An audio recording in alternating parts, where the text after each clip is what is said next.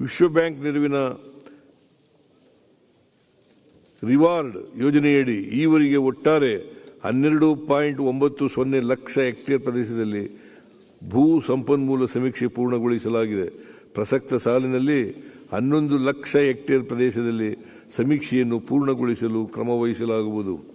ಭೂ ಸಂಪನ್ಮೂಲ ಸಮೀಕ್ಷೆ ಆಧಾರದ ಮೇಲೆ ರೈತರು ಸೂಕ್ತವಾದ ಬೆಳೆಗಳನ್ನು ಬೆಳೆಯಲು ಅಗತ್ಯವಿರುವ ರಾಸಾಯನಿಕ ಗೊಬ್ಬರ ಹಾಗೂ ಪೋಷಕಾಂಶಗಳನ್ನು ಬಳಸಿ ಬೆಳೆಗಳ ಉತ್ಪಾದನೆ ಹೆಚ್ಚಿಸಲು ಪ್ರೋತ್ಸಾಹಿಸಲಾಗುವುದು. ಮಂಡ್ಯ ಕೃಷಿ ವಿಶ್ವವಿದ್ಯಾಲಯವನ್ನು ಸ್ಥಾಪಿಸಲು ಈಗಾಗಲೇ ಅನುಮೋದನೆ ನೀಡಿದ್ದು, ಮೂಲಸೌಕರ್ಯ ಕಲ್ಪಿಸಲು 25 ಕೋಟಿ ರು ಒದಗಿಸಿ ಪ್ರಸಕ್ತ ಸಾಲಿನಲ್ಲಿ ತರಗತಿಗಳನ್ನು ಆರಂಭಿಸಲಾಗುವುದು.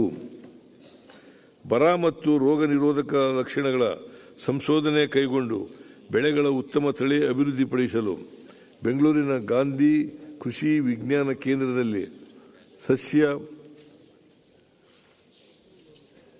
ಫಿನೋಟೈಪಿಂಗ್ ಸೌಲಭ್ಯ ಕಲ್ಪಿಸಲಾಗುವುದು.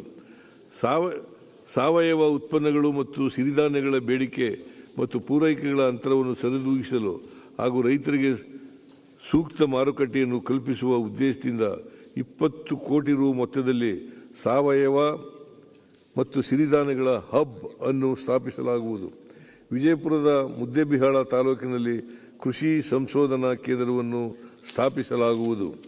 ಬೆಳಗಾವಿ ಜಿಲ್ಲೆಯ ಅಥಣಿ ತಾಲೂಕಿನಲ್ಲಿ ಹೊಸ ಕೃಷಿ ಕಾಲೇಜನ್ನು ಸ್ಥಾಪಿಸಲು ತಜ್ಞರಿಂದ ಕಾರ್ಯಸಾಧ್ಯತಾ ವರದಿಯನ್ನು ಪಡೆದುಕೊಳ್ಳಲಾಗುವುದು.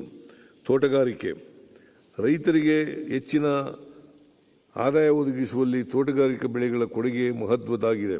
ಇತ್ತೀಚಿನ ಬೆಳೆ ಪದ್ಧತಿ ಸಂಸ್ಕರಣೆ ಮತ್ತು ಮೌಲ್ಯವರ್ಧನೆಯ ತಂತ್ರಜ್ಞಾನದಲ್ಲಾದ ಆಧುನೀಕರಣದ ಅನುಕೂಲವನ್ನು ಬೆಳೆಗಾರರಿಗೆ ತಲುಪಿಸುವ ಉದ್ದೇಶದಿಂದ ಸಮಗ್ರ ತೋಟಗಾರಿಕಾ ಅಭಿವೃದ್ಧಿ ಯೋಜನೆ 2 ಅನ್ನು ಜಾರಿಗೊಳಿಸಲಾಗುವುದು. ಪ್ರಸಕ್ತ ಸಾಲಿನಲ್ಲಿ ಈ ಯೋಜನೆಗೆ 95 ಕೋಟಿ ರು ಅನುದಾನ ಒದಗಿಸಿದೆ.